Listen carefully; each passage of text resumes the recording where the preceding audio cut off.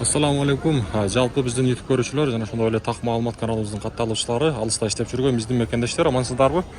Бүгүн 2024 жылдын 4-июл күнү болуп калды. Апта күнгө бүгүн бейшемби, аптанын 4-күнү мен сиздерге ноокаттагы валюта курс бааларını адаттагыдай тааныштырамын. Буюрса Finka банктан бул чыгарылышымды баштаймын. Сааттын жебеси 14:48. Туугандар, сатып алуу боюнча айтсак, рубль бул жакта 0.96 тыйын, доллар болсо 85.80, евро 91.80. Анан дагы туугандар, сөзсүз түрдө каналыбызга катталып, мына ушундай лайкты басып коюңуздар. Подписаться кнопкасын дагы басыңыздар. Бакай банктагы валюта курс баалары рубль 0.961 тыйын, Азия банкта болсо 0.960 тыйын.